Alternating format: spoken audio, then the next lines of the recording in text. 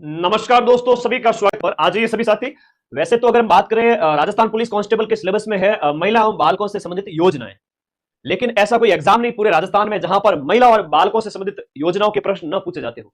समाज का जो सबसे संवेदनशील वर्ग होता है, जिसके लिए एक लोक कल्याणकारी सरकार, जनता जो लोकतंत्र के अंदर काम करती है, वो है महिला और बच्चे। तो आपके फोर्थ ग्रेड में भी आपके राजस्व क्लास से आएंगे। अगर सिलेक्शन लेना है तो 4-5 क्वेश्चन औरों से अलग करने पड़ेंगे, वरना भीड़ है वो लास्ट में जाकर के एक-एक नंबर पे अटक जाएगी। ये क्लास सभी के लिए इंपॉर्टेंट है, फोर्थ ग्रेड हो या कांस्टेबल हो।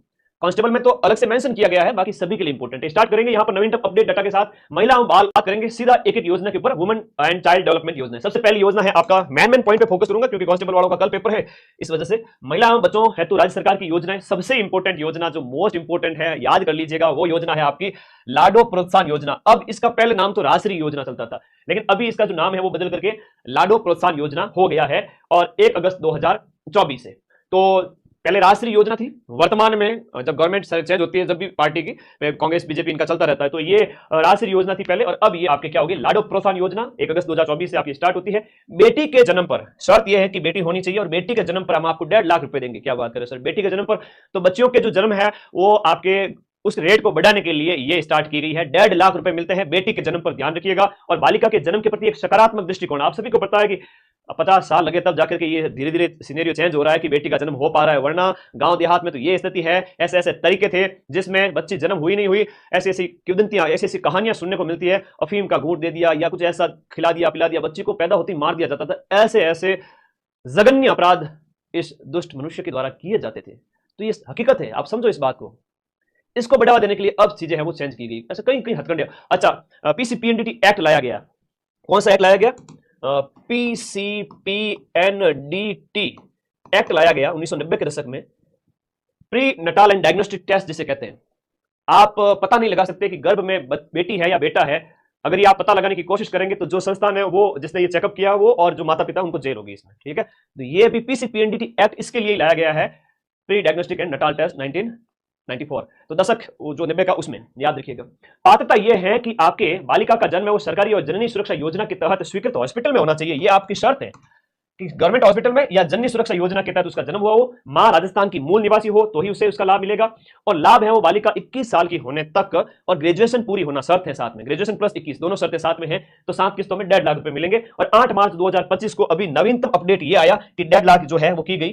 पहले ये राशि केवल 1 लाख थी, अब लास्ट किस्त में जिसमें 50,000 रुपए मिलते थे, अब लास्ट किस्त थी 1 लाख की कर दी है। और मार्च में अपडेट आ गया जहां पर लास्ट जो किस्त पूरी 1 लाख की गई है, ताकि बेटे की एजुकेशन पूरी हो, है ना। पूरी राशि देखा जाए तो 1.5 लाख में से, तो 1.5 लाख में से 1 लाख रुपए लास्ट में दिया जाता है 21 साल होने पर। तो 8 मार्च को 1.5 लाख की गई। पूर्व में ये राशि है वो कितनी थी?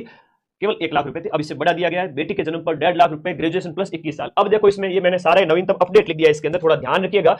एग्जाम में ये प्रश्न संभावित है। सबसे इंपॉर्टेंट क्वेश्चन में ये प्रश्न बहुत ज्यादा इंपॉर्टेंट है, जहां बेटी का जन्म जो सरकारी हॉस्पिटल और जननी सुरक्षा योजना के तहत अगर होता है तो वहां पर जन्म पर 2,500 रुपए मिलेंगे। अब देखो रोज कितने बर्थ होते हैं और कितने सरकारी हॉस्पिटल है, तो सरकार को रोजाना कितने रुपए खर्च करने पड़ रहे हैं, वो सारी चीजें याद रखो।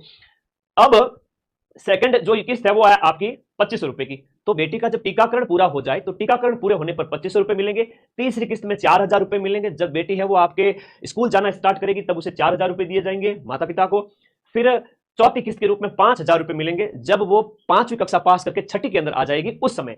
फिर 5वीं किस्त में राशि डबल से ज्यादा हो जाएगी जब वो 10th में आ जाएगी, 10th बोर्ड में आ जाएगी। 10वीं में प्रवेश करने पर उसके खाते में 11,000 रुपए आएंगे, और 6ठी किस्त के रूप में 25,000 रुपए आ रहा है। देखो आप राशि डबल होती जा रही है।